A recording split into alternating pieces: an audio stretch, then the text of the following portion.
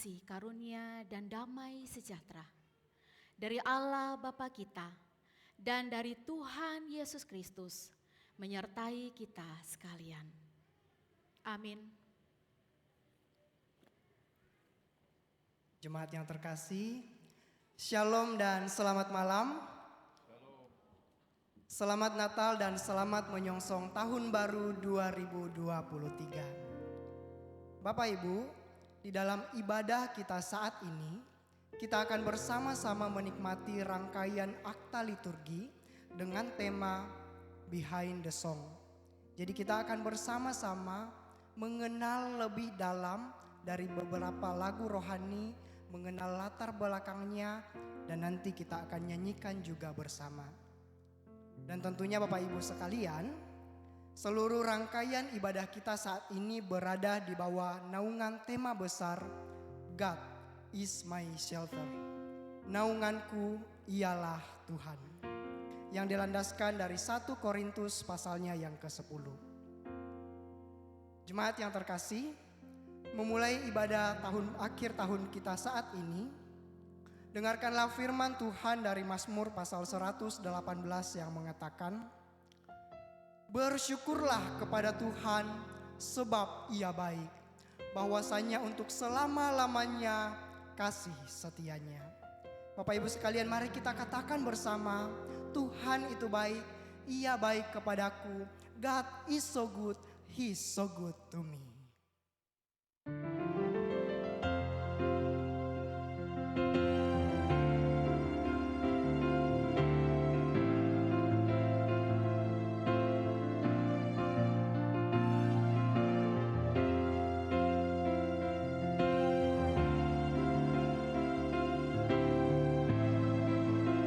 Mari kita nyanyikan bersama, God is so good. God is so good. God is so good. God is so good. He is so good to Dia Allah yang peduli kepada kita, He cares for me. He cares for me. He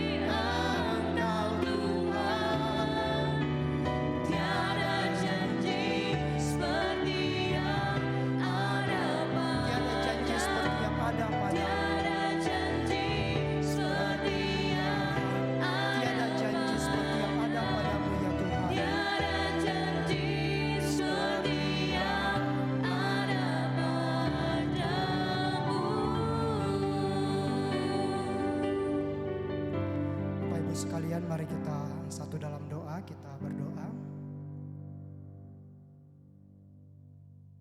Allah Bapa Sorgawi, Allah yang baik, yang kebaikannya kami rasakan di dalam sepanjang 1 tahun yang akan kami akhiri bersama.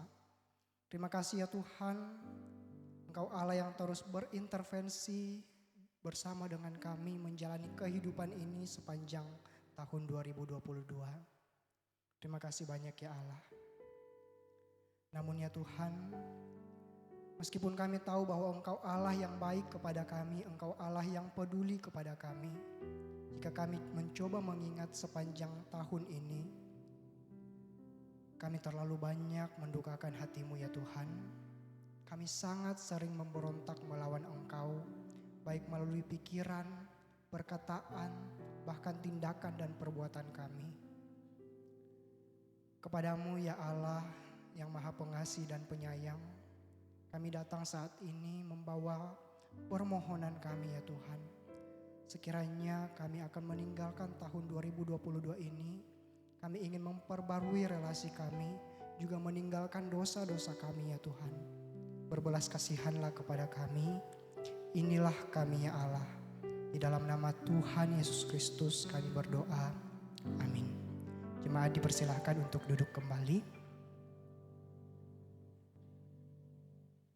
Kita akan mendengarkan puisi yang akan disampaikan oleh Saudari Fenty.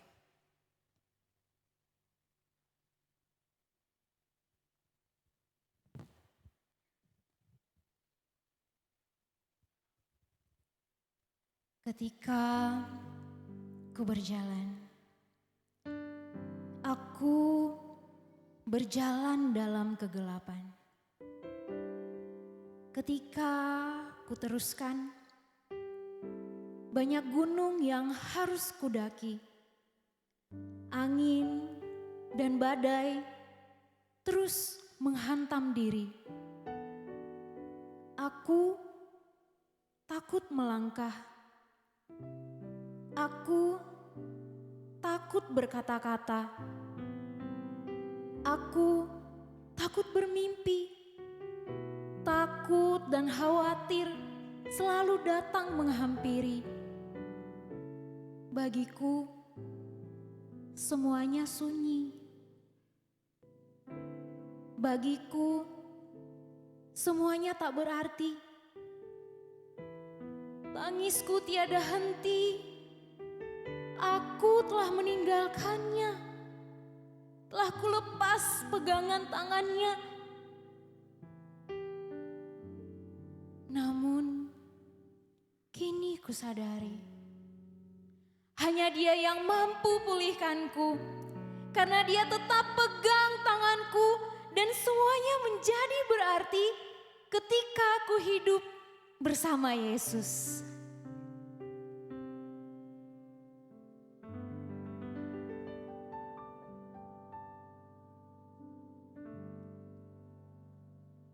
Jemaat yang terkasih, dengarkanlah berita anugerah yang Tuhan berikan kepada kita melalui firman-Nya dari Mazmur pasal 32 ayat 2 dan 5. Berbahagialah manusia yang kesalahannya tidak diperhitungkan Tuhan dan yang tidak berjiwa penipu.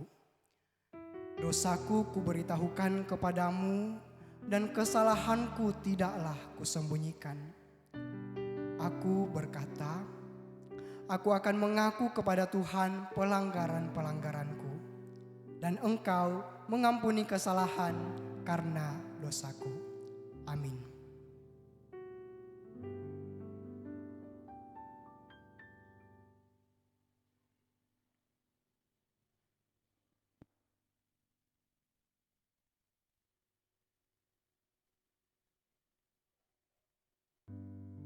Jemaat yang terkasih, kidung pujian "Mampirlah Dengar Doaku" mungkin sudah tidak asing lagi di telinga kita semua. Kidung pujian ini seringkali kita nyanyikan secara bersama maupun secara pribadi. Namun tahukah jemaat, ada seorang penyair tunanetra asal Amerika yang begitu terkenal bernama Fanny Crosby. Ia pernah diundang untuk menjadi pembicara bagi sekelompok narapidana. Namun, Crosby tidak sekedar berkhotbah. Ia lebih berdiskusi dan mendengar bagaimana para tahanan itu menghidupi doa-doa mereka. Ada salah seorang tahanan menceritakan kepada Crosby bahwa ia selalu diliputi penyesalan yang menyebabkan sampai ia dipenjara. Narapidana itu merasa betapa sebenarnya ia tidak layak untuk dikunjungi Tuhan jika dibandingkan dengan orang lain. Namun, ia sadar bahwa ia sangat membutuhkan kehadiran Tuhan. Ia pun selalu berdoa, "Ya Juru Selamat yang baik, janganlah lewatkan aku." Kata-kata tahanan itu selalu terngiang hingga Crosby pulang. Crosby kemudian merangkai 3 bait syair yang didasarkan pada doa narapidana tadi. Syair itu menggambarkan bagaimana sikap seorang Kristiani ketika berdoa. Berseru kepada Tuhan, "Jangan lewatkan aku Tuhan. Dengarlah seru tangisku yang amat rendah." Alih-alih merasa bahwa doa kita selalu layak dan pasti Tuhan terima, Crosby mengajak kita dengan penuh kepasrahan datang kepada Tuhan, menghempaskan diri dan berharap sepenuhnya pada rahmat Tuhan. Menyandingkan kerinduan untuk bertemu Tuhan, sekaligus ketakutan terbesar jika terlepas dari kasih Tuhan. Jemaat yang dikasihi, marilah dengan penuh rasa syukur dan percaya kepada Tuhan bahwa hanya Tuhan saja jawaban dari doa-doa kita. Mari bersama-sama kita nyanyikan kidung pujian, "Mampirlah dengar doaku."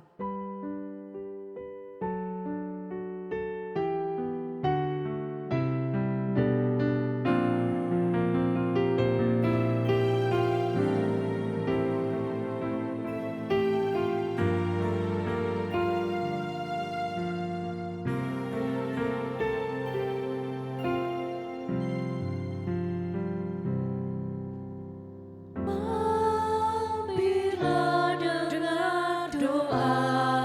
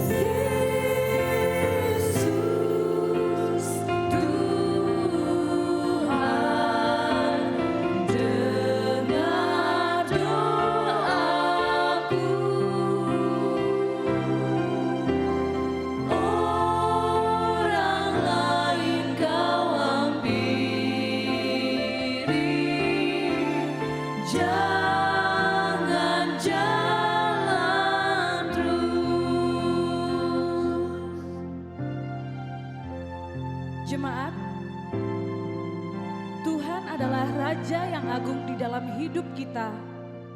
Dia adalah penghiburan bagi setiap hati yang hancur. Dia adalah jawaban dari setiap doa.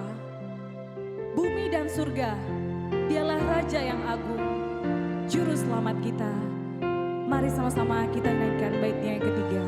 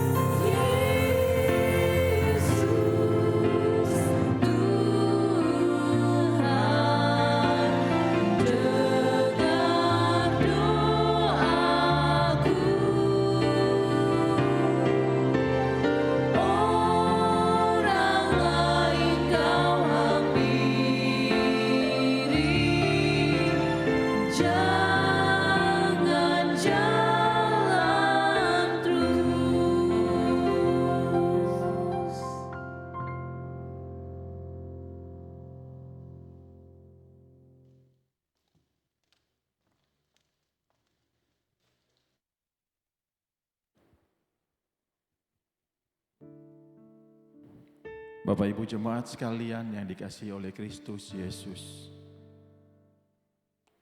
Ada sebuah him yang begitu indah. Sebuah him yang sering kali kita nyanyikan ketika kita mengalami masa-masa sulit. Sebuah him yang setiap kali kita merasa kesepian, setiap kali kita merasa kesendirian, kita ingat satu nama, Yesus, sobat yang sejati. Tapi Bapak Ibu jemaat sekalian, maukah kita tahu bagaimana awal mula kisah lagu ini dibuat? Bermula dari seorang pemuda Irlandia yang lahir di tahun 1819. Joseph Medlicott Scriven, nama pemuda itu. Seorang Irlandia yang lahir dari keluarga yang cukup berada, yang lulus di tahun 1842 dengan nilai yang luar biasa. Calon istrinya pun seorang yang berasal dari keluarga kaya. Bisa kita bayangkan, si Joseph ini punya masa depan yang cerah, punya segalanya. Tapi malang bagi dia, satu hari sebelum hari perkawinannya, istrinya meninggal dalam kecelakaan yang tragis. Dia tenggelam. Hal itu membawa depresi, membawa stres, membuat Joseph berlarut-larut di dalam kesedihannya. Sehingga akhirnya 2 tahun kemudian di tahun 1844, dia memutuskan pindah ke Kanada. Di Kanada dia mulai menghabiskan waktunya mengajar anak-anak di sekolah. Karena ketekunannya, kesabarannya menghadapi anak-anak, satu saat ada keluarga kaya yang meminta kesediaan dia untuk memberikan privat, mengajari anak-anak di keluarga mereka secara pribadi. Dan dia bersedia. Dia sudah mulai melupakan kesedihannya. Di dalam keluarga itu dia menemukan kekasih baru. Dia jatuh cinta lagi, dia mulai membangun lagi hubungan yang baru dengan salah satu anggota keluarga kaya tersebut. Tapi seperti kata pepatah, untung tidak dapat diraih, malang tidak dapat ditolak. 1 minggu sebelum hari perkawinannya, istrinya kembali mengalami kecelakaan dan meninggal. Bayangkan betapa sedihnya dia, betapa galaunya dia. Beban, frustasi. Saya mencoba membayangkan berada di posisi dia. Mungkin bisa mengambil sikap bunuh diri. Tapi dia cukup tabah. Di dalam kegalauannya, di dalam kesedihannya, di dalam frustasinya, dia akhirnya memutuskan untuk tinggal di sebuah gubuk kecil di pinggir danau di Kanada. Hari-harinya dia habiskan untuk dia mendidik anak-anak yatim piatu secara free. Harta yang dia punya dia habiskan untuk membiayai hidup anak-anak yatim piatu tersebut. Bahkan tenaga yang dia punya, dia kerja tapi dia tidak mendapatkan apa-apa. Semua yang dia dapat dia sumbangkan kepada janda-janda miskin. Orang yang berbudi mulia, orang yang luar biasa, Joseph Scriven. 10 tahun setelah kepindahannya ke Kanada, dia mendengar ibunya di Irlandia menderita sakit keras. Bapak Ibu jemaat kekasih Kristus, bukan hal yang gampang. 10 tahun berpisah dari ibunya, dan dia mendengar ibunya sakit keras. Irlandia dan Kanada itu terpisah oleh satu samudera. Sehingga kalau dia harus kembali ke Irlandia, akan menghabiskan banyak waktu dan belum tentu ketika tiba di sana dia menjumpai ibunya. Satu pikiran terlintas. Dia membuat sebuah puisi. Dia membuat sebuah syair yang menguatkan ibunya. Syair yang hari ini kita dengar dengan pujian, kita kenal dengan pujian. Yesus, sobat yang sejati bagi kaum yang lemah. Di masa itu, syair yang dia gubah memberkati begitu banyak orang di dalam kesendirian mereka, di dalam kesepian mereka, di dalam masa-masa sukar di saat itu. Pujian itu memberkati mereka. Pertanyaannya, apakah pujian itu juga memberkati setiap kita yang ada tempat ini? Saya rindu membawa doa-doa kita. Kita menyanyikan pujian yang dengan baiknya yang pertama. Yesus, sobat yang sejati.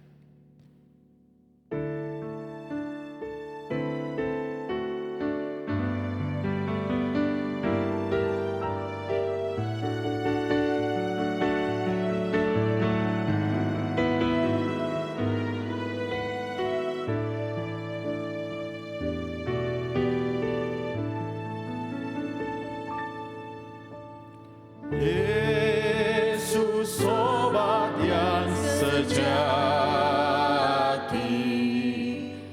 tanggung segala dosaku. Tiap hal ku boleh bawa dalam doa padanya.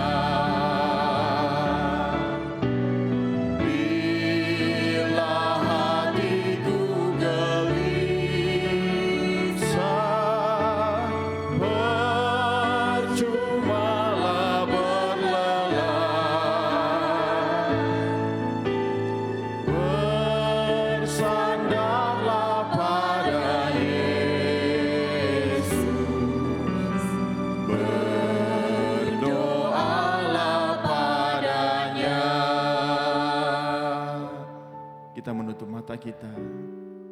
Saya mau ngajak setiap kita Bapak Ibu jemaat sekalian. Kita mau berdoa untuk kekristenan di Indonesia. Kita berdoa biarlah kekristenan di Indonesia bukan sekedar simbol.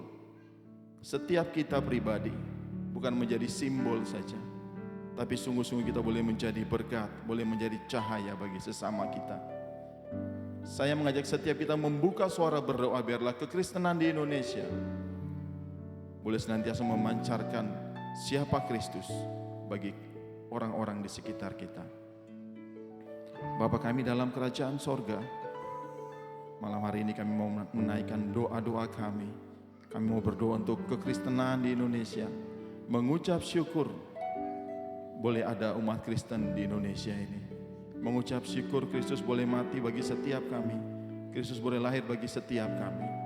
Bapa, Engkau mau mengajarkan setiap kami, biarlah kami bukan hanya menjadi patung yang hanya menjadi simbol saja kekristenan di Indonesia, tapi kami boleh menjadi orang-orang yang senantiasa memancarkan berkat, memancarkan kemuliaan-Mu, mengenalkan kepada dunia, mengenalkan kepada orang-orang di sekitar kami siapa Kristus, siapa itu orang Kristen, supaya setiap orang di sekitar kami boleh mengenal, boleh lebih banyak orang mengikuti Kristus. Terima kasih Bapa, terima kasih Yesus. Kita menyanyikan baitnya yang kedua, Bapak Ibu Jemaat. Bila ada pencobaan, bila ada pencobaan dan bimbang di hatiku, ku tak akan putus asa. Ku tak akan putus asa. Pada Tuhan berseru, tiada yang seperti Yesus, tiada yang seperti Yesus, yang mau tanggung susahku. Yesus kan menguatkanku.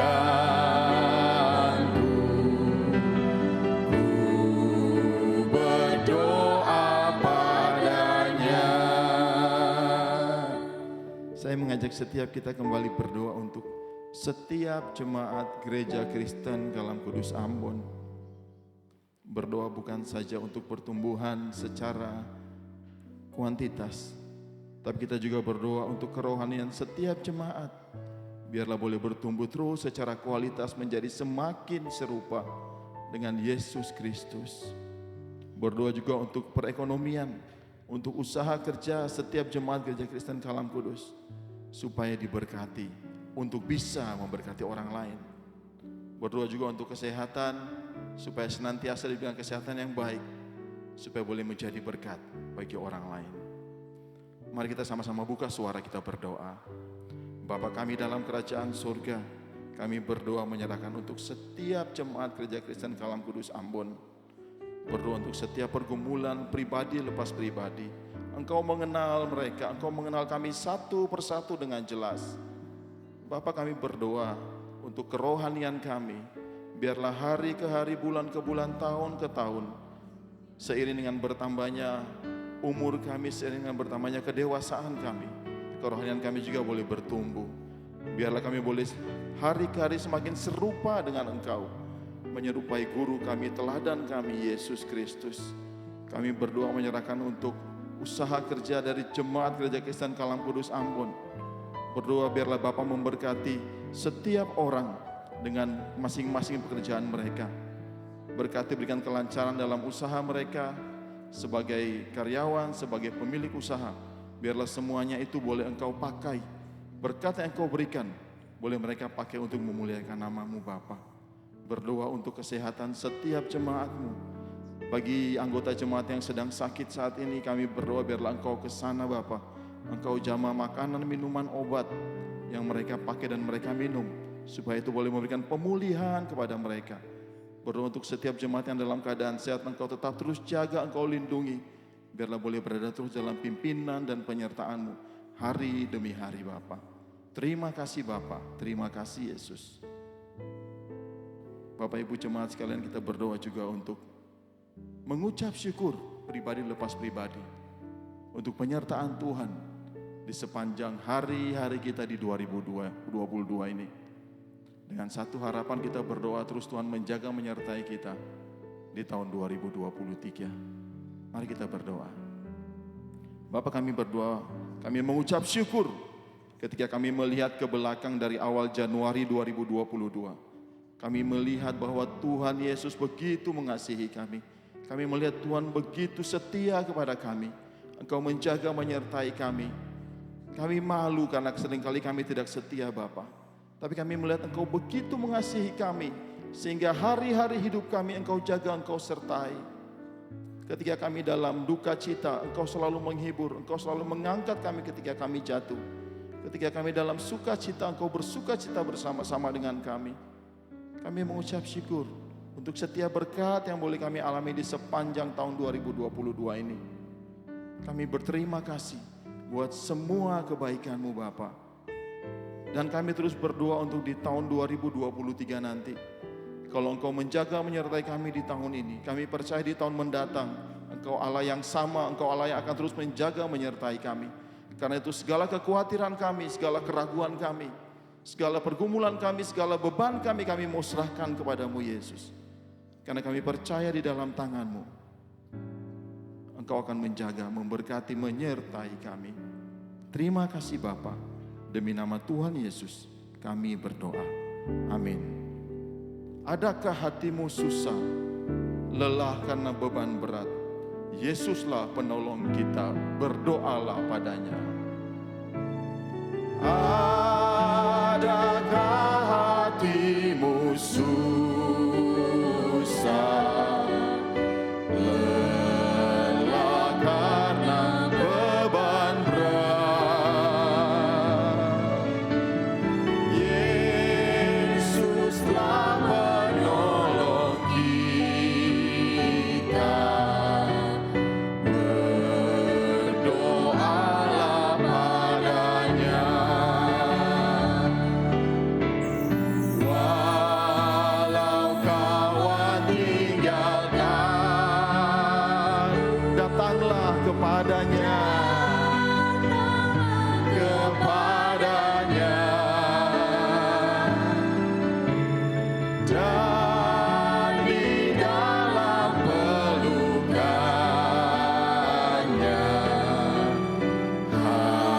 hatimu sentosa. Dan di dalam pelukannya hatimu sentosalah.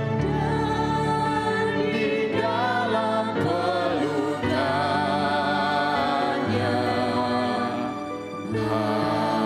hatimu sentosalah.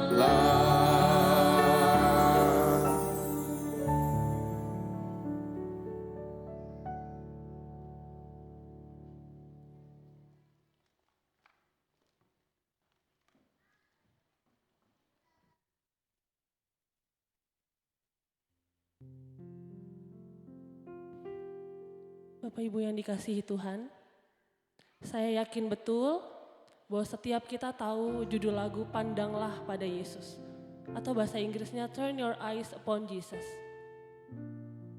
Tapi apakah kita sungguh-sungguh mengerti latar belakang di balik lagu ini? Pandanglah pada Yesus. Lagu ini ditulis oleh Helen Halemal ketika kondisi hidupnya sedang tidak baik-baik saja. Pada waktu itu, pertengahan usianya, dia harus mengalami kebutaan yang membuat dunianya gelap. Hidupnya hampa, tidak berarti. Di tengah-tengah krisis yang dia alami, suaminya pergi meninggalkan dia. Dia sungguh-sungguh kesepian, tidak ada yang mengasihi dia. Tapi Bapak Ibu, ketika itu dia ingat bahwa ada satu pribadi yang sungguh-sungguh menyayanginya, yaitu Kristus. Untuk itulah dia terus berusaha untuk tetap hidup.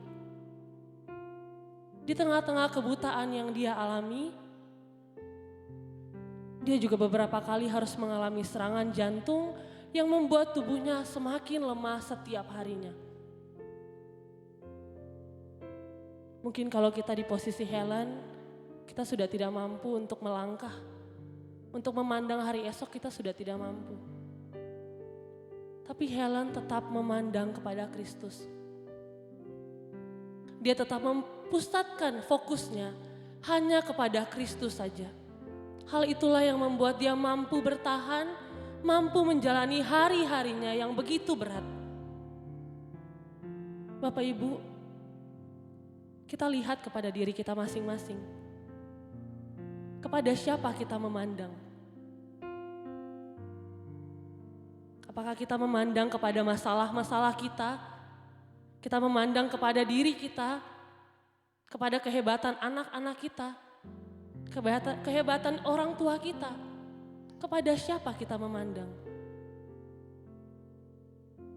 Pandanglah pada Kristus, Sang Penolong yang sejati, yang hadir dulu, sekarang, dan sampai selamanya.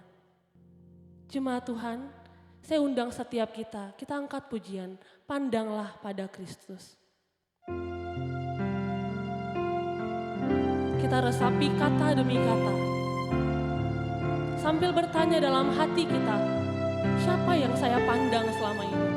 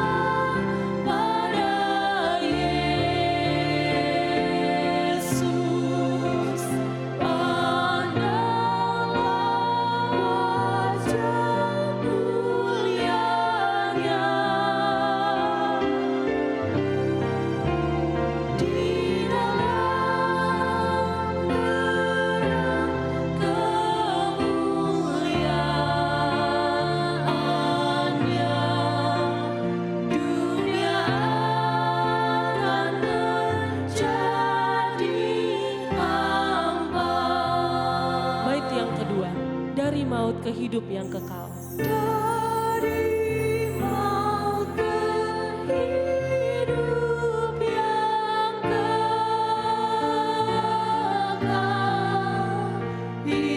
ikutlah jejak Tuhanmu. Kuasa dosa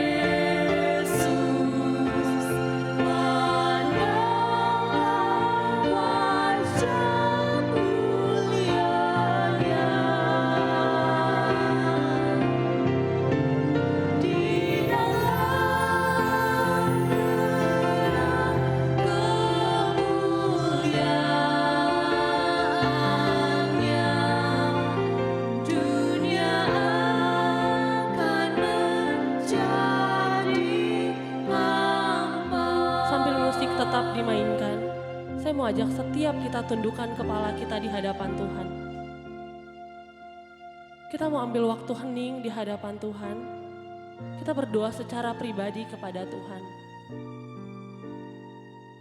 Kita bawa segala kecemasan hati kita, kekhawatiran yang kita alami, kesedihan kita, kemarahan kita, kekecewaan kita. Kita bawa kepada Tuhan saat ini. Ketika kita masih ada sampai hari terakhir di 2022 ini, Saya yakin Tuhan punya rencana yang luar biasa untuk setiap kita. Kita bawa kepada Tuhan perasaan kita,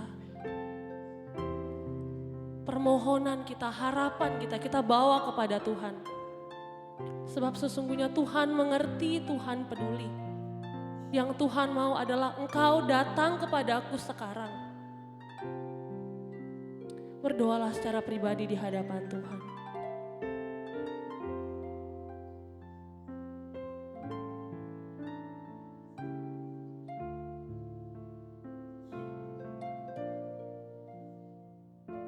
Inilah setiap kami Tuhan, anak-anak-Mu.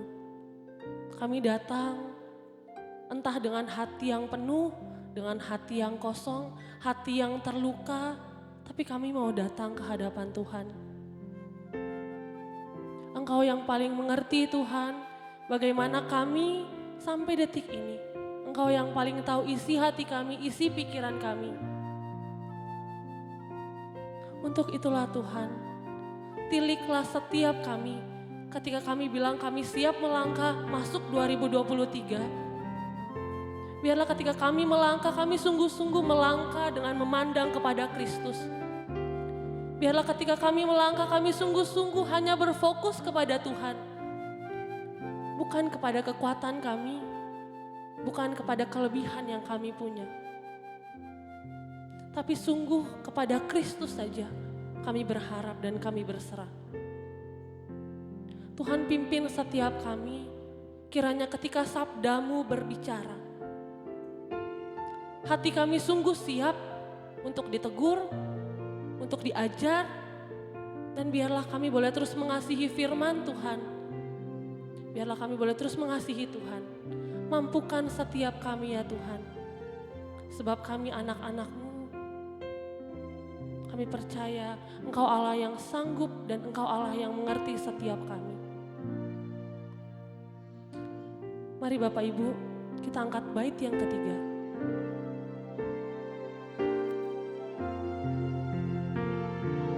Janjinya tak pernah berubah. Janjinya tak pernah berubah.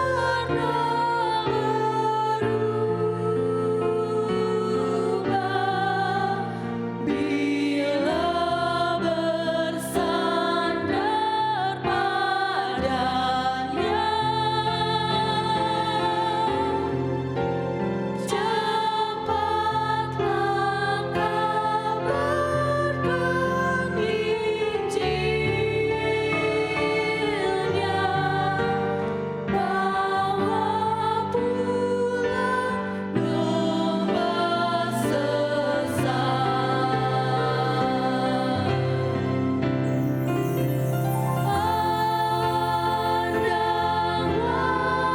pada Yesus, pandanglah wajah mulianya. Di dalam terang kemuliaannya, dunia akan menjadi hampa.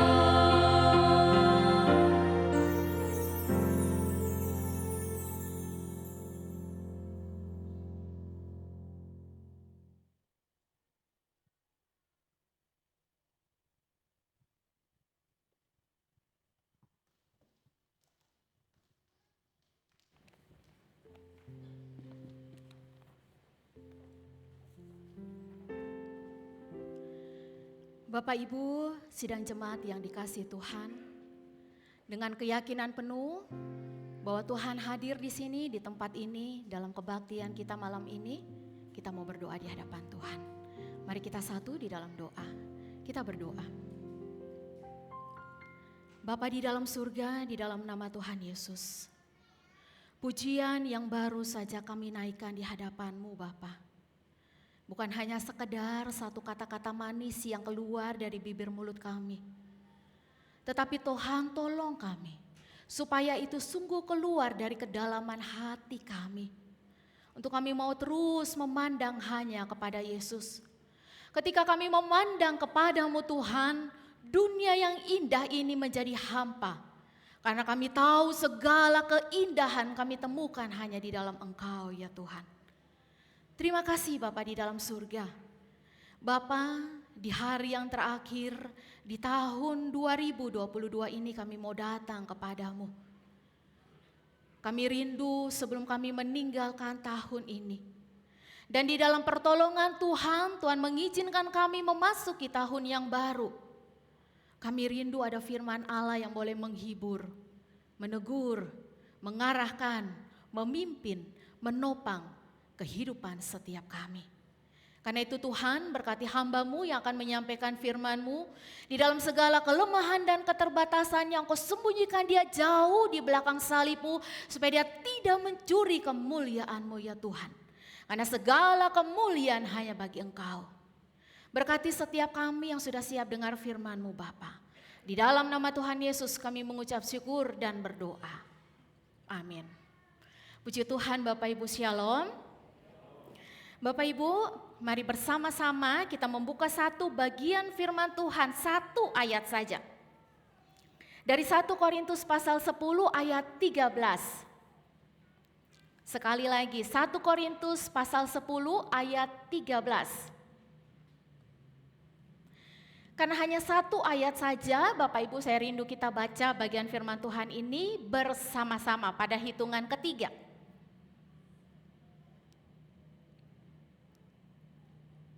Oke, 1 Korintus 10 ayat 13, 2, 3. Pencobaan-pencobaan yang kamu alami ialah pencobaan-pencobaan biasa yang tidak melebihi kekuatan manusia.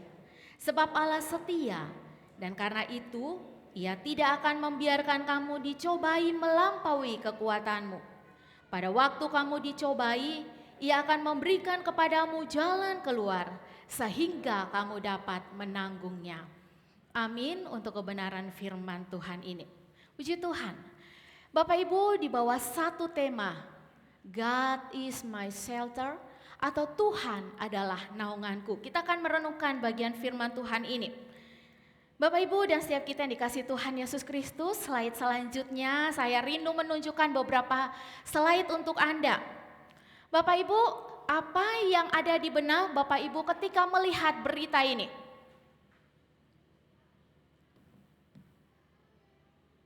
Lanjut.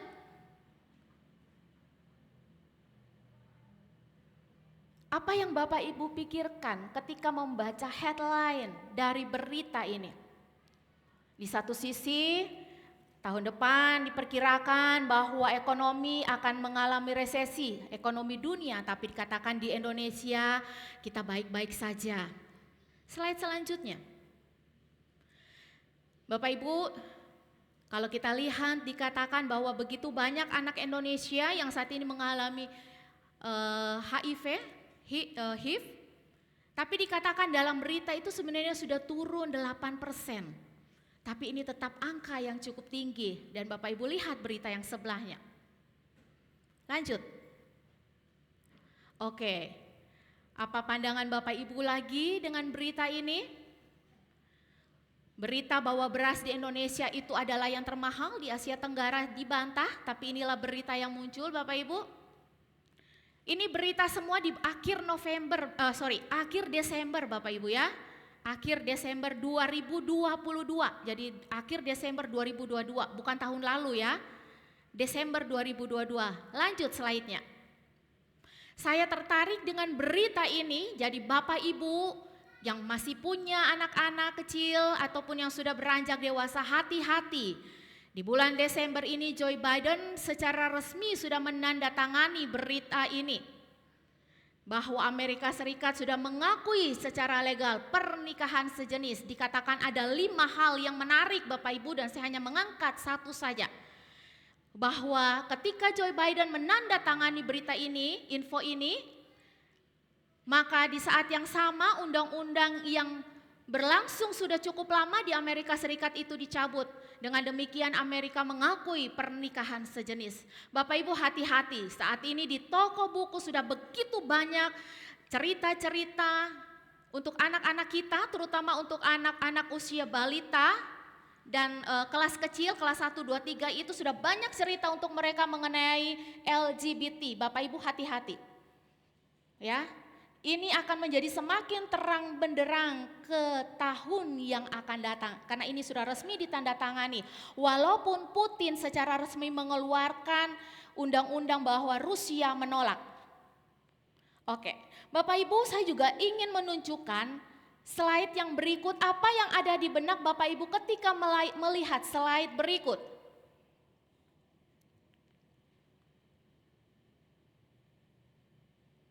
Lanjut. Oke, stop dulu. Bapak Ibu, kurang lebih ada 6 slide gambar Bapak Ibu. Apa yang ada di benak Bapak Ibu ketika melihat slide ini?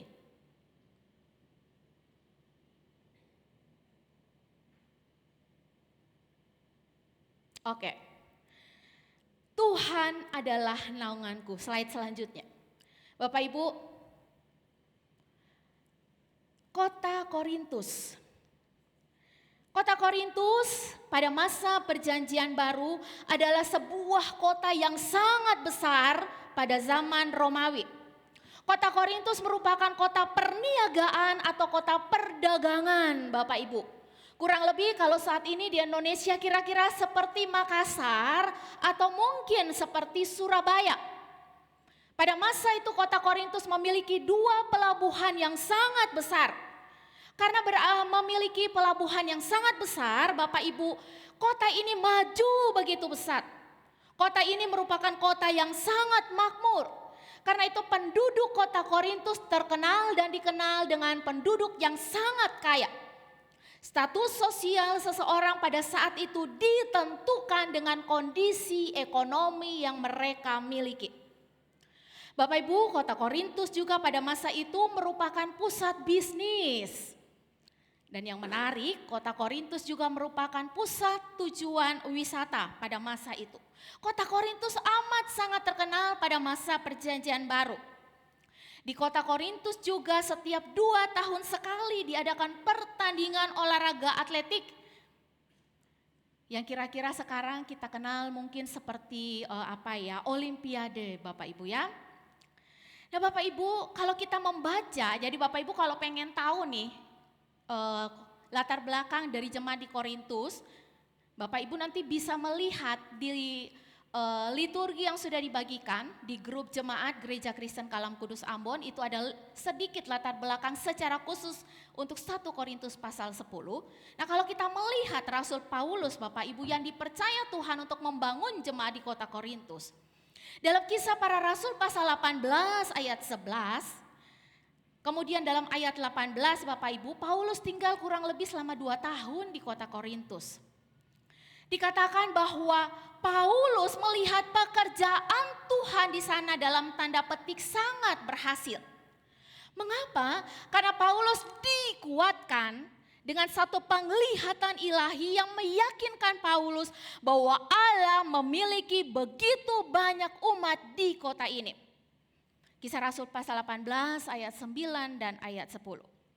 Bapak Ibu, jemaat di kota Korintus sendiri terdiri dari orang Yahudi, tetapi kebanyakan adalah orang-orang bukan Yahudi, orang-orang non-Yahudi. Jemaat di Korintus pada masa itu bergumul dengan begitu banyak masalah yang juga kita temukan di dunia kita pada masa sekarang ini. Perpecahan dalam gereja, ajaran-ajaran palsu yang berkembang, dan moralitas yang begitu menurun. Bapak Ibu, dalam kitab 1 Korintus kita belajar bagaimana Paulus mengajar jemaat cara untuk meningkatkan persatuan di dalam gereja. Bagaimana jemaat di Korintus mempelajari mana yang dari Allah dan mana yang bukan dari Allah.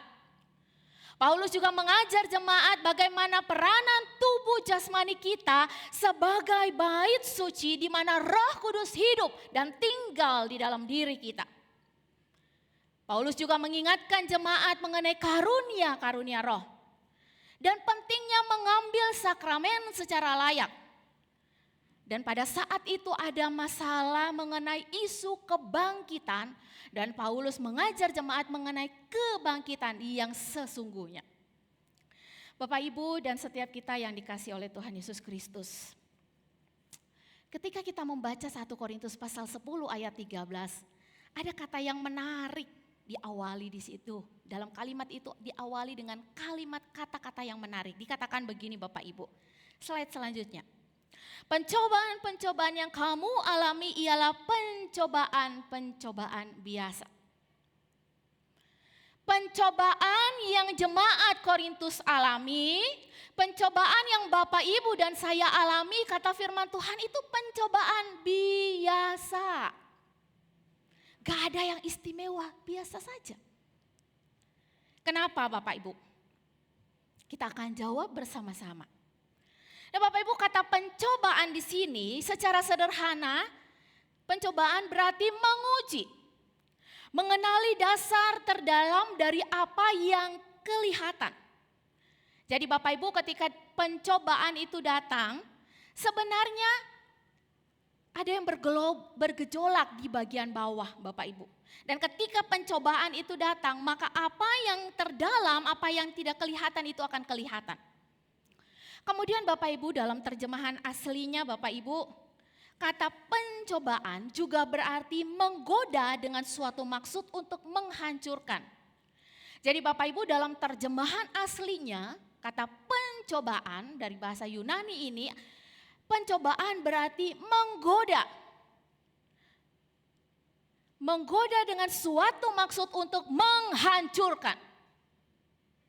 Jadi Bapak Ibu, pencobaan itu yang tujuannya untuk menghancurkan, tapi firman Tuhan bilang itu biasa.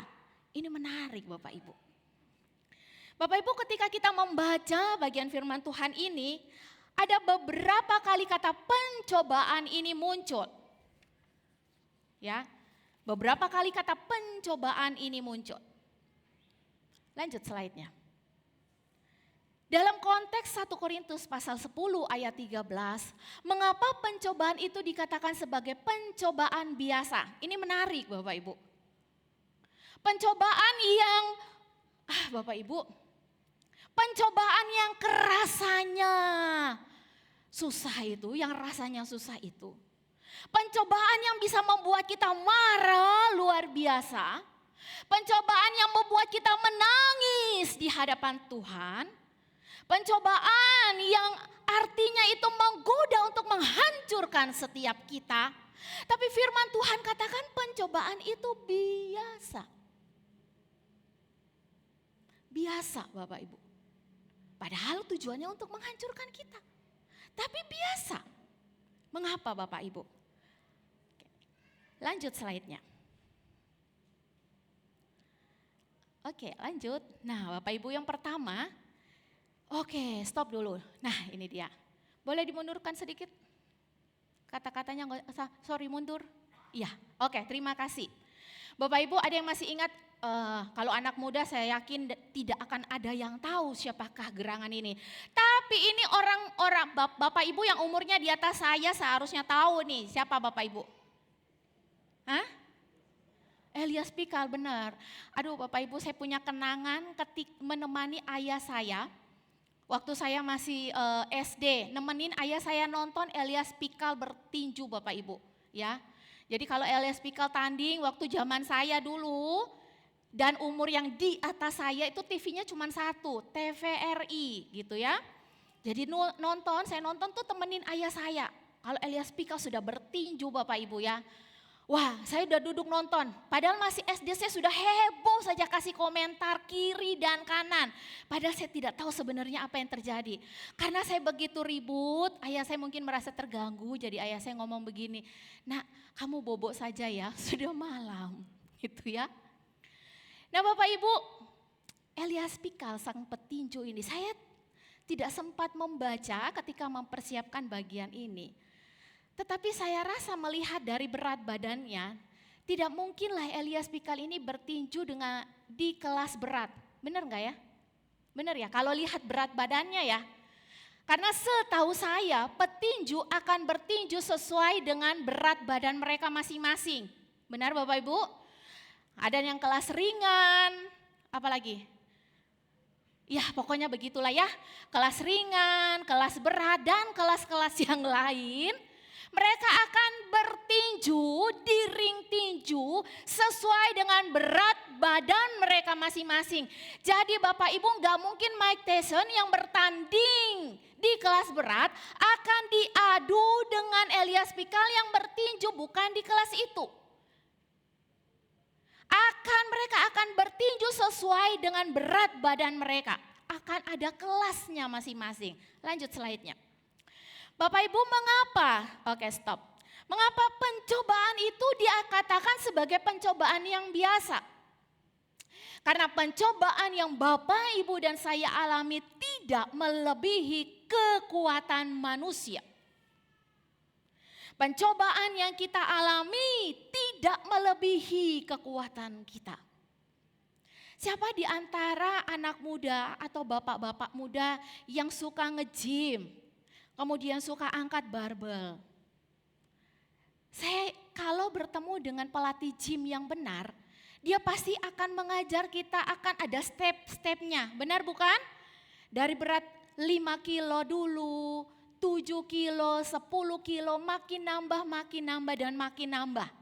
Gak mungkin pemula yang baru pertama kali olahraga dan baru mau angkat beban datang dia langsung dia katakan saya minta yang 150 kilo. Bahaya Bapak Ibu, benar bukan? Bapak Ibu, Allah tahu batas kekuatan kita. Allah tahu batas kemampuan masing-masing kita untuk menanggung setiap pencobaan yang kita alami.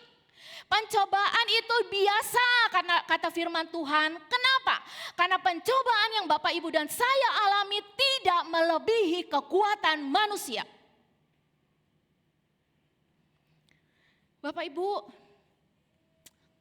bukankah orang lain di seluruh muka bumi ini juga mengalami pencobaan?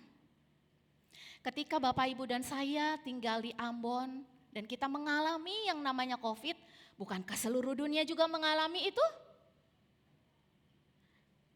Bapak Ibu, tadi kami di bagian belakang kami itu sempat bercakap-cakap mengenai apa yang terjadi ketika COVID. Bapak Ibu, ketika COVID di Bali Bapak Ibu, dan ada namanya PPKM, orang Bali semua toko langsung tutup, semua. Yang buka hanya rumah sakit dan apotik. Ketika ada mal yang buka, yang diizinkan buka hanya supermarket yang menjual makanan dan minuman, itu pun jamnya dibatasi. Bukankah ketika kita mengalami COVID, di tempat lain juga mengalami hal yang sama? Bukankah ketika Bapak Ibu dan saya mengalami masalah, orang lain juga mengalami masalah? Kita sedang bertanding di gelanggang kita masing-masing, benar bukan? Saya sedang bertanding dalam perlombaan iman saya di gelanggang saya di sini, dan Bapak Ibu sedang bertanding dalam gelanggang iman kita masing-masing di tempat kita masing-masing. Bahkan hal yang lebih menakjubkan lagi, Tuhan Yesus kita juga telah mengalami pencobaan dan mengatasi semua godaan yang dialami oleh manusia. Ibrani 4 ayat 15. Bapak Ibu sayangnya, ada begitu banyak orang yang mengaku dirinya sebagai orang Kristen. Sebagai orang yang percaya Tuhan.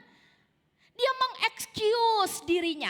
Dia memaafkan dirinya ketika dia jatuh dalam dosa, berbuat dosa dan berbuat dosa lagi ketika pencobaan itu datang. Dengan alasan bahwa dia hanyalah manusia biasa yang pasti tidak sempurna. Bapak, Ibu, dan setiap kita yang dikasihi oleh Tuhan Yesus Kristus. Pada saat yang sama, Paulus meyakinkan jemaat di kota Korintus bahwa orang yang sungguh-sungguh percaya, orang itu tidak perlu jatuh dari lingkaran kasih karunia Allah.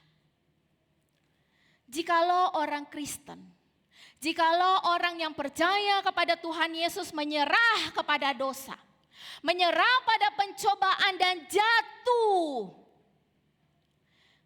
Catat baik-baik Bapak Ibu, itu bukan karena persediaan kasih karunia Kristus habis, tidak. Tetapi karena orang percaya gagal melawan keinginan berdosa mereka dengan kuasa Roh Kudus.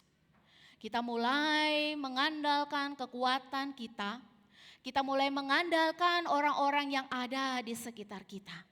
Kita mulai mengandalkan kemampuan kita. Kita mulai mengandalkan harta kita. Kita mulai mengandalkan koneksi kita. Bukankah Yeremia mengatakan, terkutuklah manusia yang mengandalkan manusia? Bapak Ibu, Roh Kudus menyatakan bahwa Allah menyediakan bagi setiap kita, bagi anak-anaknya kasih karunia yang cukup untuk mengatasi setiap pencobaan. Dan dengan begitu kita dimampukan untuk melawan dosa. Bapak, Ibu, dan setiap kita yang dikasihi oleh Tuhan Yesus Kristus, pencobaan itu biasa. Bukan kata Ibu Riri. Pencobaan itu biasa, kata firman Tuhan, karena tidak melebihi kekuatan kita.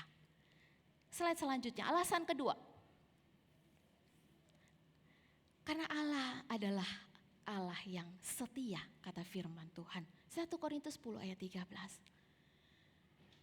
Pencobaan itu biasa. Kenapa? Ini adalah peran Allah bagi Bapak, Ibu, dan saya. Karena kita punya Allah yang setia.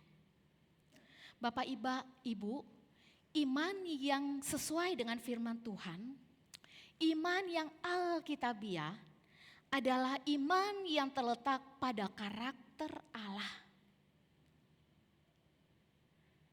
Pengharapan kita seharusnya bersumber pada kemurahan hati Allah, pada janji-janji Allah, dan pada karya keselamatan Allah bagi setiap kita. Bukankah Bapak, Ibu, dan saya baru saja merayakan Natal? Hiasan Natal di gereja kita masih nampak begitu indah. Dan saya yakin mungkin ada beberapa rumah yang masih lengkap dengan hiasan Natal. Ketika kita bicara Natal, kita berbicara bahwa Allah adalah Allah yang Immanuel. Ketika kita berbicara Natal, Allah adalah sumber damai sejahtera kita. Damai sejahtera tidak berbicara tentang situasi hati dan kondisi kita. Tidak ada Allah, tidak ada damai sejahtera. Natal berbicara bagaimana Allah dalam segala kemuliaannya. Tapi dia mau turun dalam segala kesederhanaannya. Menjadi manusia sama seperti Bapak, Ibu, dan saya. Allah adalah Allah yang setia. Bapak, Ibu, ketika kita berbicara tentang keadilan Allah, salah satu dari sifat Allah. Keadilan Allah ini Bapak, Ibu, ketika kita mencoba membaca, keadilan Allah ini bergerak melalui waktu sampai 3 dan 4 generasi. Tetapi perhatikan, perjanjian kasih setia Allah. Keset. Kasih setianya itu adalah untuk 1000 generasi. Untuk 1000 generasi. Yesaya 49 ayat ke-7. Allah adalah Allah yang setia. Ketika Bapak, Ibu, mencoba membaca kitab 1 Korintus, Bapak, Ibu, tema kitab 1 Korintus berbicara tentang kesetiaan Allah. Allah yang setia di dalam kehidupan kita. Orang percaya seharusnya mengimani kesetiaan Allah. Orang percaya seharusnya mempercayai bahwa Allah dapat dipercaya. Sekali lagi, Orang percaya seharusnya belajar bahwa Allah adalah Allah yang dapat dipercaya. Bapak Ibu, ketika kita membaca bagian firman Tuhan ini, kesetiaan Allah itu diungkapkan dalam dua cara. Oke, slide selanjutnya. Oke, terima kasih. Bapak Ibu, yang pertama, Allah tidak akan mengizinkan kita dicobai melampaui kekuatan kita. Jadi ketika kita bicara Allah yang setia, kesetiaan Allah itu berbicara sampai 1000 generasi. Dalam bacaan kita, kesetiaan Allah itu ditunjukkan ketika Allah tidak mengizinkan kita dicobai melampaui kekuatan kita. Itu adalah salah satu bukti kesetiaan Allah. Bapak Ibu, ketika kita mencoba melihat dalam terjemahan aslinya Bapak Ibu, kira-kira kalau langsung diterjemahkan secara literal kurang lebih seperti ini Bapak Ibu. Bukan melampaui kemampuan yang kamu kira kamu miliki. Saya ulang. Bukan melampaui kemampuan yang kamu kira kamu miliki. Bapak Ibu, kadang-kadang kita memikirkan kekuatan kita hanya sampai di batas 100 kilo. Kadang-kadang kita memikirkan kekuatan kita hanya di titik itu. Tapi Bapak Ibu, terkadang tanpa kita sadari, kekuatan kita ternyata bukan sampai di angka 100. Tapi bisa di angka 150, tarik lagi bisa di angka 200. Benar bukan? Coba ibu-ibu dulu kira ini galon air begitu berat ya. Tapi coba ibu-ibu angkat. Wah, bisa itu air bisa diangkat buat ini Bapak Ibu ya. Buat ganti barbel ya. Ibu-ibu tuh kuat. Awalnya pikir waduh ini barbel galon berat sekali. Tapi coba disuruh angkat. Ternyata bukan cuma satu kali angkat begini, bisa bolak-balik angkat galon. Apalagi ibu-ibu dalam keadaan terpaksa, benar nggak? Ya, dalam keadaan terpaksa, ibu-ibu kekuatannya bisa menjadi berkali-kali lipat, benar? Nah Bapak Ibu, kadang-kadang kita dalam kehidupan kita memikirkan kekuatan kita hanya seperti ini. Tapi ternyata kekuatan kita bisa sampai seperti ini. Karena itu Bapak Ibu, bagian firman Tuhan di Nats ini ketika kita coba terjemahkan secara literal berarti begini. Bukan melampaui kemampuan yang kamu kira kamu miliki. Jadi kemampuan kita itu besar. Dan Allah tahu batasannya itu. Allah tidak mengizinkan ketika sudah melewat batas Allah stop. Oke, lanjut slide-nya. Yang kedua Bapak Ibu, Allah adalah Allah yang setia. Kesetiaan itu ditunjukkan dengan cara yang kedua. Bersama dengan setiap pencobaan, Allah akan menyediakan suatu jalan bagi kita agar kita dapat bertahan dalam pencobaan dan mengalahkan dosa. Ini adalah salah satu bukti yang kedua bahwa Allah kita adalah Allah yang setia. Allah menyediakan jalan keluar. Jadi ketika Bapak Ibu dan saya menghadapi pencobaan yang biasa saja kata firman Tuhan, tapi tujuannya untuk menghancurkan kita, Allah menyediakan jalan keluar. 1 Korintus 10 ayat 13. Jalan keluar untuk apa? Untuk bertahan dalam pencobaan dan kita kemudian mengalahkan dosa. Nah Bapak Ibu, kata jalan keluar 1 Korintus 10 ayat 13 ini, kata jalan keluar ini digunakan untuk unit militer yang terjebak. Jadi Bapak Ibu, kata keluar ini ada jalan keluar ini digunakan ketika dalam bahasa aslinya digunakan khususnya untuk unit-unit militer ketika mereka dalam situasi perang dan kemudian mereka terjepit, mereka terjebak ketika mereka menemukan kata jalan keluar. Nah, kata itu yang digunakan. Bapak Ibu, artinya apa? Bicara strategi. Ada pemikiran matang di sana, ada upaya, ada kerjasama, ada daya, ada hal-hal yang tidak terduga bisa terjadi. Jalan keluar dan itu Allah sediakan. Jalan keluar juga bisa berarti jalan keluar yang cocok dan diperlukan. Nah ini menarik. Kata jalan keluar di sini juga bisa berarti jalan keluar yang cocok dan diperlukan. Jadi ketika Bapak Ibu dan saya menghadapi pencobaan, ada jalan keluarnya seperti apa yang cocok dan perlu untuk kita. Kemudian yang berikut, kata jalan keluar juga berarti bukan sekedar lolos dari pencobaan. Bapak Ibu gak enak ya kalau kita mendengar anak-anak kita gimana lulus ujian gak? Oh bukan, dia bukan lulus ujian apa, dia lolos ujian. Lebih enak mendengar kalau dia lulus ujian, benar bukan kayak lolos ujian kayak gimana gitu ya. Bapak Ibu, jalan keluar bukan bicara lolos dari pencobaan. Bukan sekedar harapan memperoleh kekuatan untuk mengatasi pencobaan itu pada masa yang akan datang. Tidak.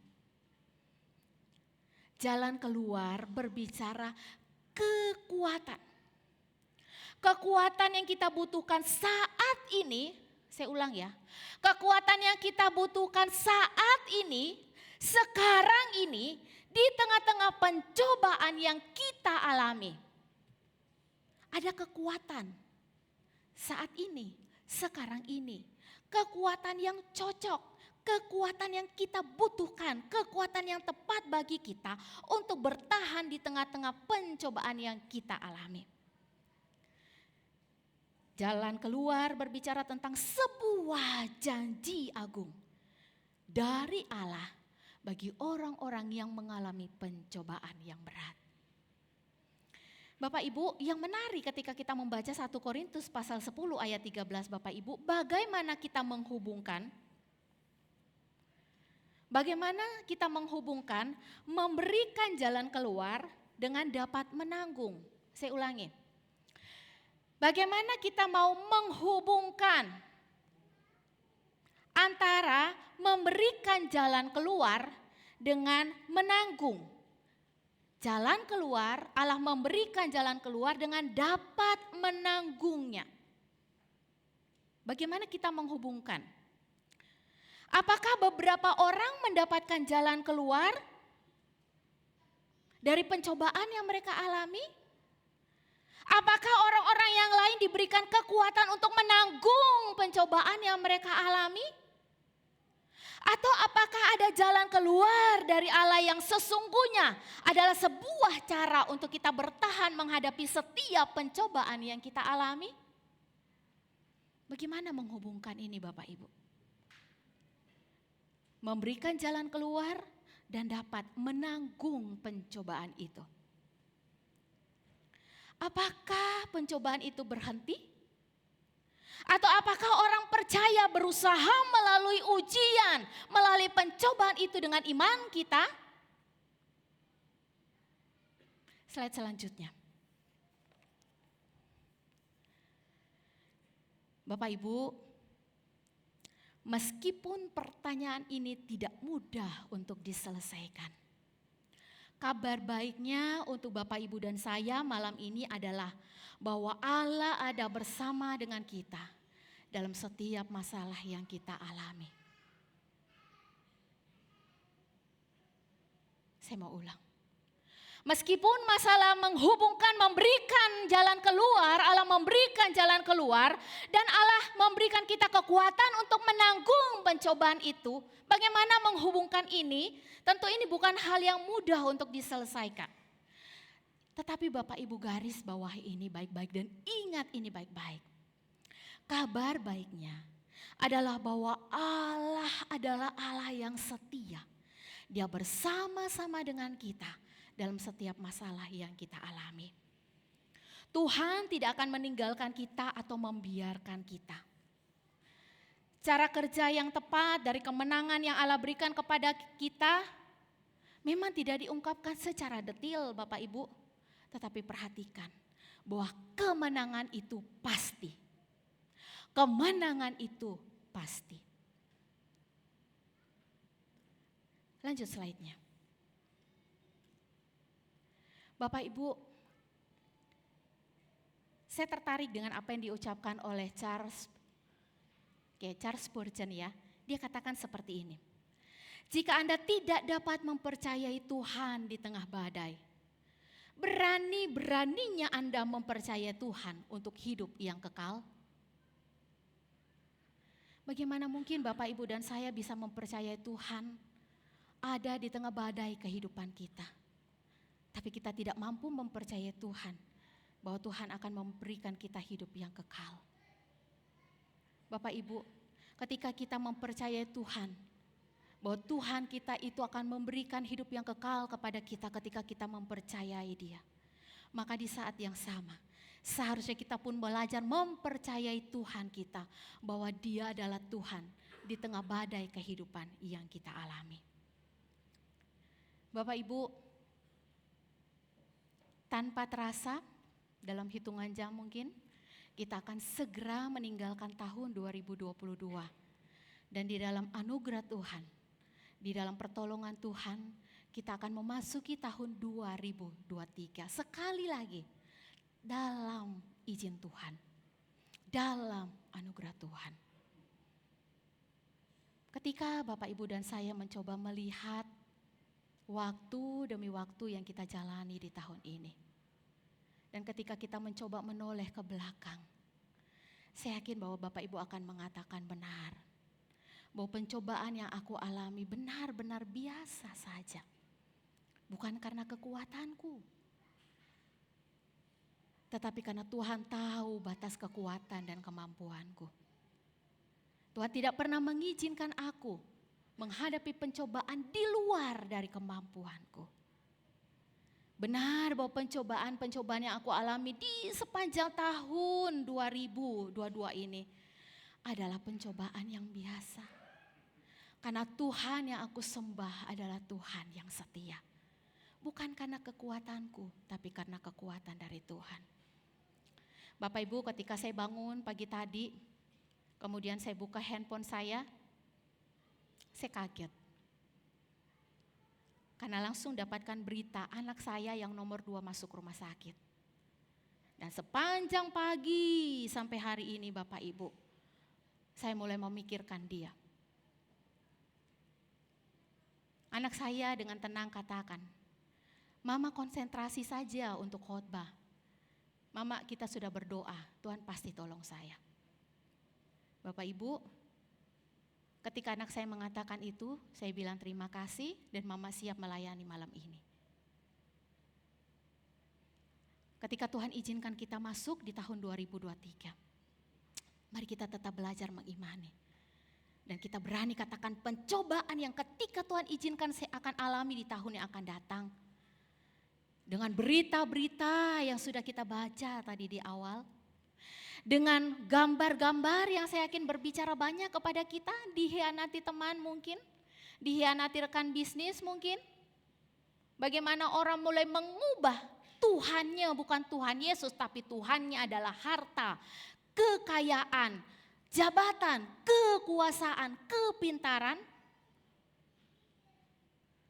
Tapi ketika kita mau belajar, melihat di depan tidak akan menjadi lebih mudah dari yang kita alami ini Bapak, Ibu. Tahun 2023 tidak akan pernah menjadi lebih mudah daripada tahun 2022 yang akan kita lewati ini. Tetapi percayalah bahwa Tuhan kita adalah Tuhan yang setia. Kita tidak tahu bagaimana caranya Tuhan bekerja. Tetapi ingat baik-baik, di dalam kesetiaannya Tuhan sudah menjamin kemenangan bagi setiap kita. Bapak, Ibu, saya mau mengakhiri bagian firman Tuhan ini dengan apa yang saya baca dari seorang pengkhotbah yang saya sangat suka. Saya banyak belajar dari beliau, Pendeta WP namanya Bapak, Ibu. Saya mau bacakan untuk kita. Tahun ini barangkali rencanamu berantakan, hatimu juga demikian. Ternyata banyak hal yang tidak sesuai harapan. Masa depan nampaknya kian suram. Tetapi kamu masih hidup, masih bernafas. Dan ini yang terpenting, kita masih bisa mencoba lagi di tahun yang baru. Terus berjuang, kemenangan menanti kita. Kita yang tidak menyerah dengan kegagalan, kita yang percaya hal yang terbaik masih akan datang. Bapak, Ibu, selamat memasuki tahun baru tahun 2023. Tetaplah belajar, mempercayai dan meyakini bahwa Allah kita adalah Allah yang setia. Mari kita tundukkan kepala di hadapan Tuhan. Bapak Ibu, mari masing-masing kita berdoa secara pribadi di hadapan Tuhan.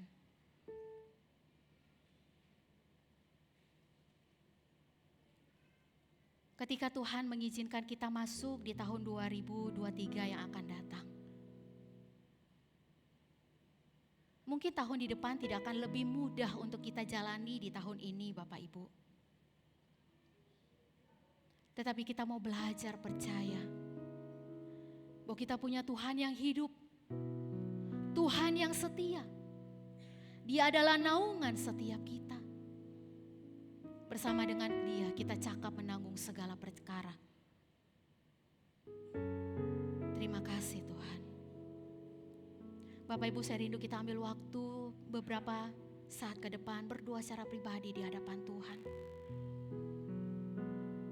Mengucap syukurlah untuk tahun ini. Ada banyak kegagalan tapi juga ada banyak keberhasilan. Dan lihatlah di dalamnya bagaimana Tuhan yang setia tidak pernah meninggalkan engkau. Pencobaan-pencobaanmu biasa kata Tuhan. Siapkan hatimu untuk masuk tahun yang baru. Untuk terus melangkah bersama Tuhan. Di dalam Tuhan. Ya Yesus. Terima kasih Tuhan. Terima kasih Bapak.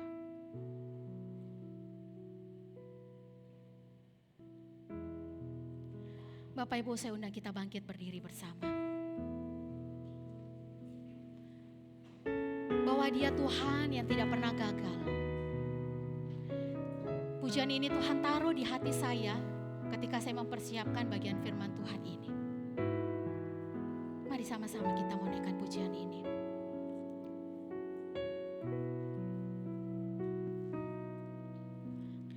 Engkau yang lebih tahu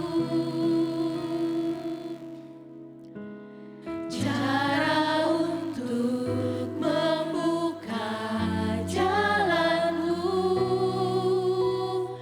Engkau yang lebih mengerti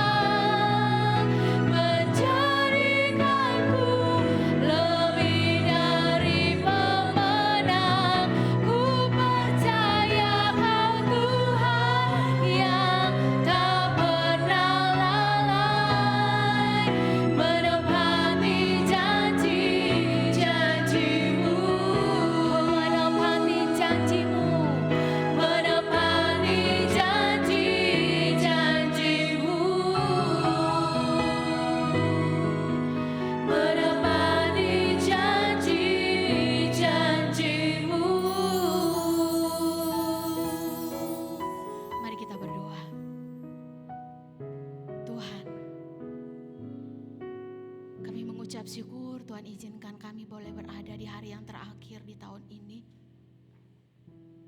Sungguh bukan karena kuat dan gagah kami Bapa. Kalau kami masih boleh ada di hari yang terakhir di tahun ini, kami mau katakan terima kasih Tuhan. Ini adalah salah satu bukti kesetiaan Tuhan di dalam hidup kami. Dan bahwa Engkau benar-benar memberikan kepada setiap kami pencobaan yang tidak pernah melebihi batas kekuatan kami. Benar bahwa pencobaan kami biasa Tuhan. Terima kasih Tuhan.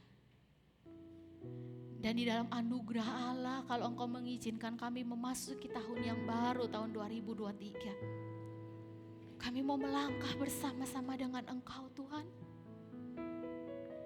Kami tidak tahu apa yang akan terjadi di tahun yang akan datang. Tetapi kami tahu siapa yang berkuasa atas waktu itu. Kami tahu Engkau ada di masa itu Tuhan. Engkau berjalan bersama-sama kami, menopang kami. Engkau Allah yang setia di dalam kehidupan kami. Engkau Allah yang Immanuel, yang selalu bersama-sama dengan kami Tuhan. Memberikan kami damai sejahtera.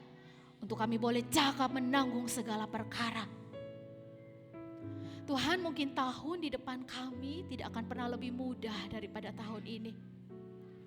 Mungkin ada masalah yang akan kami alami. Pergumulan yang berat di depan Tuhan. Tuhan pegang tangan kami. Dan kami akan selalu melihat kesetiaan-Mu yang besar, yang dahsyat, yang ajaib di dalam kehidupan kami. Dan kami mau katakan Tuhan terima kasih. Ketika kami memasuki tahun yang akan datang, tahun 2023, dalam beberapa jam ke depan. Kami katakan kami mau memasukinya bersama dengan Tuhan Allah kami yang setia. Terima kasih Bapa untuk firman-Mu. Di dalam nama Tuhan Yesus kami berdoa. Amin. Silakan duduk Bapak Ibu.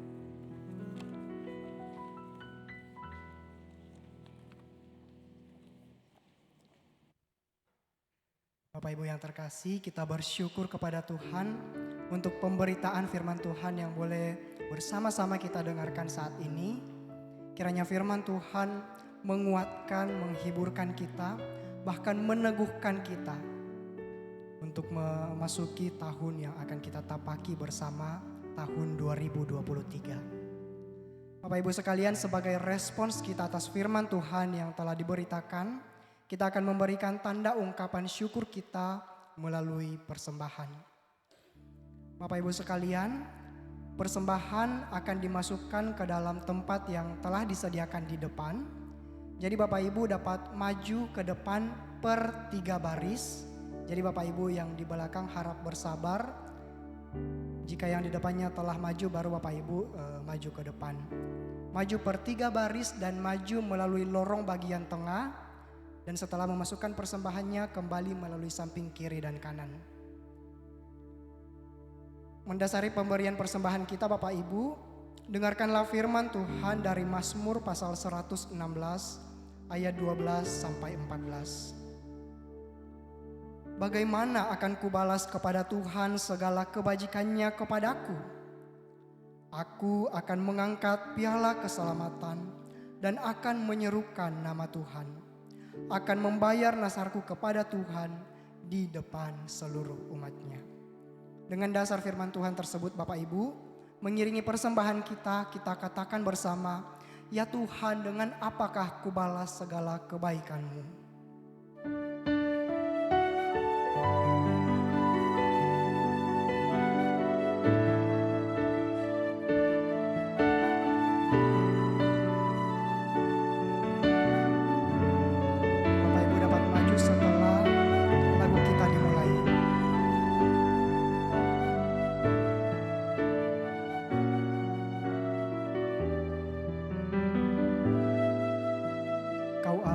Setia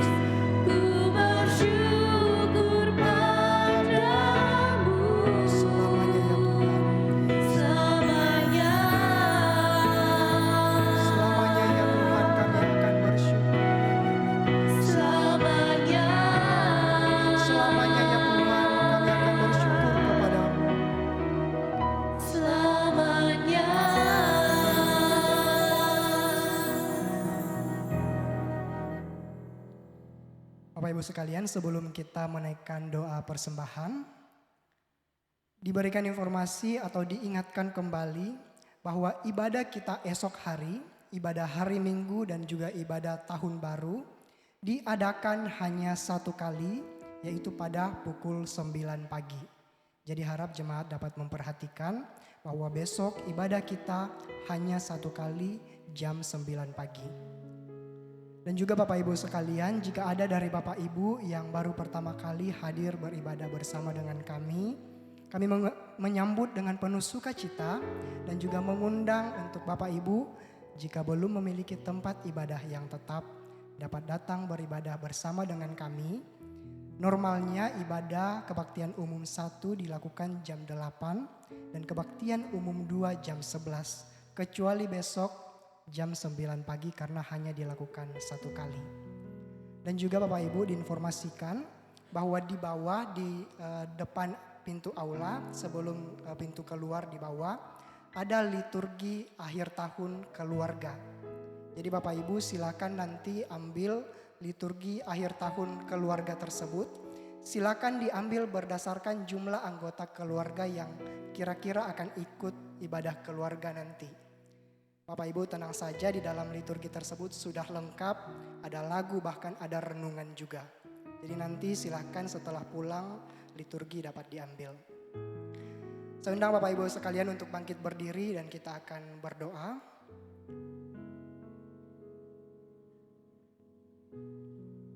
Mari kita satu dalam doa, kita berdoa.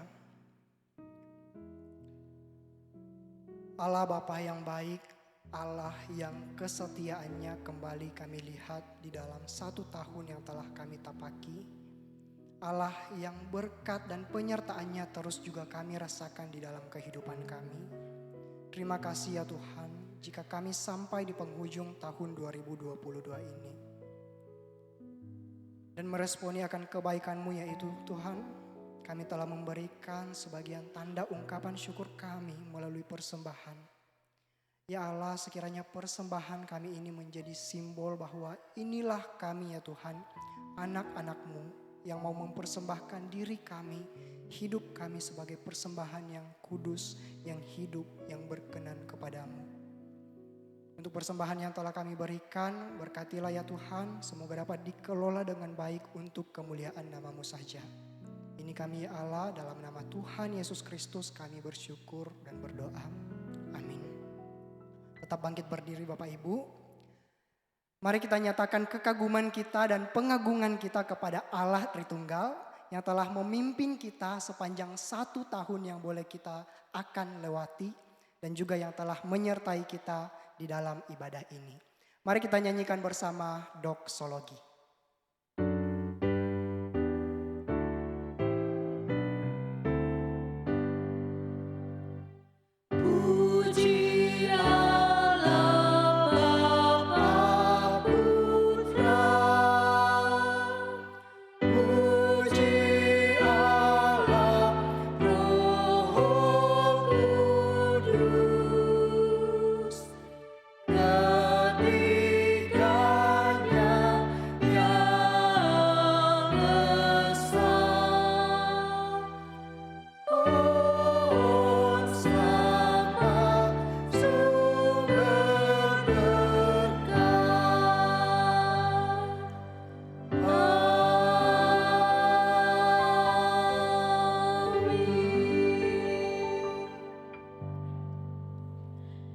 Bapak Ibu sidang jemaat yang dikasihi Tuhan, kembalilah ke rumahmu masing-masing. Siapkan hatimu untuk meninggalkan tahun ini dan berjalan bersama dengan Tuhan memasuki tahun yang baru. Dan terimalah berkat yang daripada Tuhan. Tuhan memberkati engkau dan melindungi engkau. Tuhan menyinari engkau dengan wajah-Nya dan memberi engkau kasih karunia. Tuhan menghadapkan wajah-Nya kepadamu dan memberi engkau damai sejahtera, mulai dari malam hari ini sampai kekal selama-lamanya. Amin. Amin.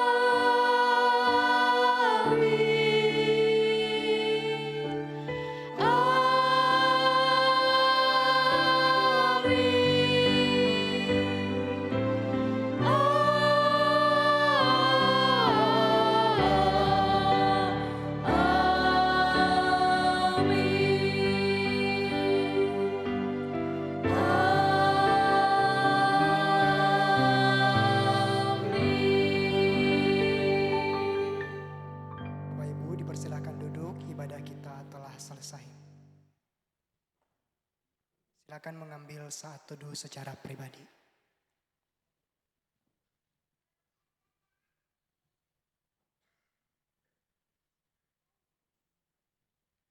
Bapak Ibu yang terkasih, kami rohaniwan, majelis, dan segenap panitia Natal dan akhir tahun Gereja Kristen Kalam Kudus Ambon mengucapkan selamat tahun baru 2023. Tuhan Yesus memberkati. Kini tiba saatnya kita akan berpisah dengan tahun 2022.